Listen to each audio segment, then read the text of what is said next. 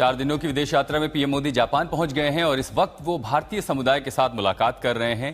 Indian diaspora के बीच प्रधानमंत्री मोदी जब पहुंचे तो पारंपरिक तरीके से उनका स्वागत किया गया।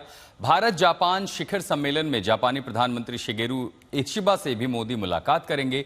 इस दौरान दोनों नेताओं के बीच व्यापार, निवेश, तकनीक, रक्षा सहयोग और इंडो पैसिफिक क्षेत्र पर बातचीत होगी। इसके बाद प्रधानमंत्री मोदी 31 अगस्त से 1 सितंबर तक चीन के तियानजिन में होने वाले एससीओ शिखर सम्मेलन में शामिल होने के लिए रवाना होंगे। ये 2 तस्वीरें आपके सामने। जब प्रधानमंत्री मोदी टोक्यो पहुंचे तो जो वहां पर भारतीय समुदाय है उनके साथ मुलाकात हुई, उन्होंने अभिवादन किया और फिर प्रधानमंत्री का जोरदार स्वागत हुआ। जो स्थानीय जापानी हैं उन्होंने गायत्री मंत्र के साथ प्रधानमंत्री का स्वागत किया, अभिवादन किया। जापानी कलाकार हैं जो इस समय गायत्री मंत्र का उच्चारण कर रहे हैं। ओम सर्वे भवन्तु सुखिनः, सर्वे सन्तु निरामया, सर्वे भद्राणि पश्यन्तु मा कश्चित् दुःखभाग् भवेत्।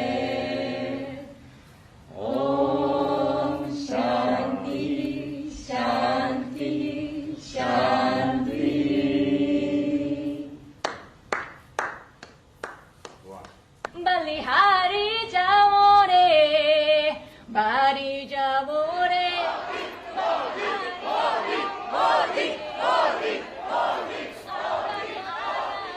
मेवारी जाओ रे।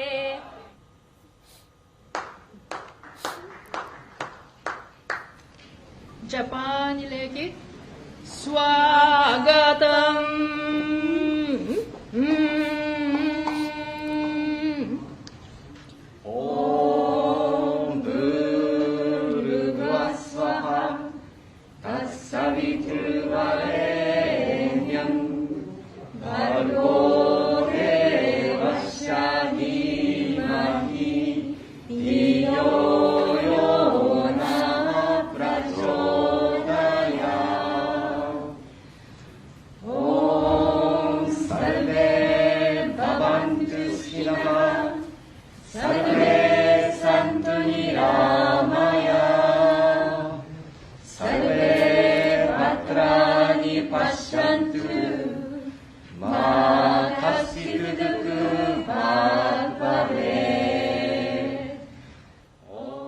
तो आखिर प्रधानमंत्री मोदी की ये जापान और चीन की यात्रा महत्वपूर्ण क्यों, आपको बता देते हैं कि सुबह 10:30 बजे आज के कार्यक्रम सबसे पहले कि सुबह 10:30 बजे बिजनेस समिट होगी।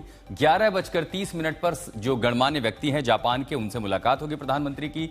दोपहर 1:15 पर जो शोरिंजान दारुन मंदिर है वहां जाने का कार्यक्रम है प्रधानमंत्री का। 2:30 बजे भारत जापान शिखर सम्मेलन जो है उसमें जो है प्रधानमंत्री शिरकत करेंगे। अब पीएम मोदी का जापान का दौरा आखिर महत्वपूर्ण क्यों है? 15वां भारत जापान शिखर सम्मेलन है ये। प्रधानमंत्री लगातार वहां पर जाते रहे थे और जो नए प्रधानमंत्री हैं पीएम शिगेरू से पहली बार ये जो प्रत्यक्ष शिखर वार्ता है उसमें मोदी शामिल होंगे। 2018 के बाद पहली स्टैंड अलोन यात्रा होगी प्रधानमंत्री मोदी की जापान के लिए और 2014 के बाद जापान की ये 8वीं यात्रा है। महत्वपूर्ण आपको याद हो कि जब शिंजो आबे जापान के प्रधानमंत्री थे तब लगातार या तो उनका भारत दौरा हुआ है, प्रधानमंत्री मोदी जो है जापान जाते रहे, जिससे द्विपक्षीय रिश्ते भारत और जापान के मजबूत हुए। अब जापान आज और कल में शिखर वार्ता होगी। ये जो 2 दौरे हैं ये बेहद महत्वपूर्ण है। यानी एक तरफ जापान में जो शिखर वार्ता है और उसके बाद 31 अगस्त को प्रधानमंत्री रवाना हो जाएंगे चीन के लिए, जहां 1 सितंबर तक एससीओ समिट होनी है। एससीओ समिट में भी भारत जो है हिस्सा लेंगे वहां पर। अब आखिर एजेंडा है क्या?